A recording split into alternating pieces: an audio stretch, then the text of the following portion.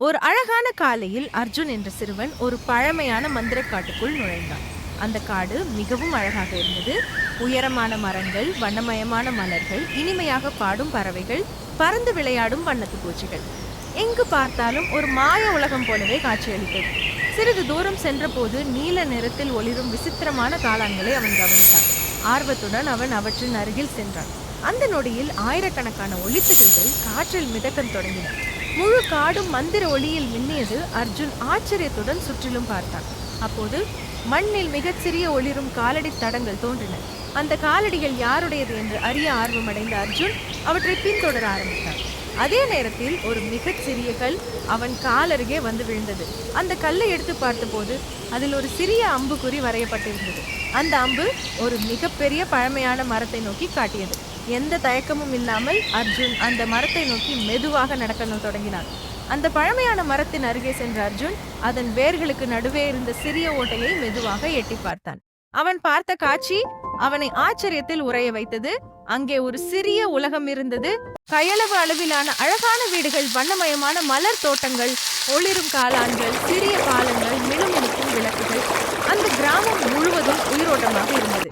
சிறிய குள்ள மனிதர்கள் மகிழ்ச்சியாக தங்கள் வேலைகளை செய்து கொண்டிருந்தார்கள். சிலர் இனிப்பான கேக் சுட்டுக் கொண்டிருந்தார்கள். சிலர் சிறிய ஆடைகளை ஆற்றங்கரையில் துவைத்துக் கொண்டிருந்தார்கள். சில குழந்தைகள் பட்டாம்பூச்சிகளை துரத்தி விளையாடிக் கொண்டிருந்தார்கள். சிலர் மலர்களுக்கு தண்ணீர் ஊற்றிக் கொண்டிருந்தார்கள். ஒரு சிறிய குள்ளச்சிறுமி அர்ஜுனை பார்த்து விட்டாள்.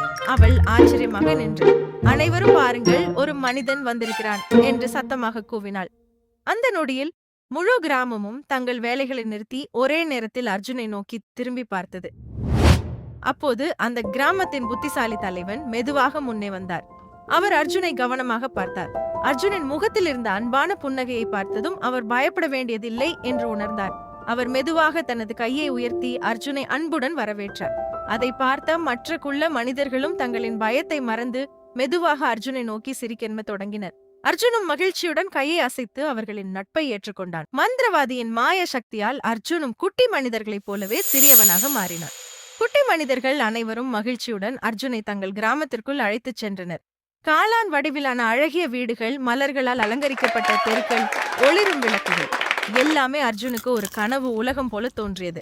அவர்கள் அர்ஜுனுக்கு சுவையான சிறிய இனிப்புகளையும் பழங்களையும் கொடுத்து அன்புடன் விருந்தளித்தனர். பிறகு குட்டி நண்பர்களுடன் சேர்ந்து பட்டாம்பூச்சிகளை துரத்தி ஓடினார். இலைகளால் செய்யப்பட்ட சிறிய படகில் அனைவரும் சேர்ந்து ஓடையில் மகிழ்ச்சியாக பயணம் செய்தனர். மாலை நேரத்தில் முழு கிராமமும் ஒன்று கூடி பாடி, நடனமாடி, சிரிப்பால் அந்த மந்திர காட்டையை உயிர்ப்பித்தது. அந்த அழகான நாளை அர்ஜுன் தனது வாழ்க்கையில் மறக்க முடியாத நினைவாக மனதில் பதித்துக் கொண்டான்.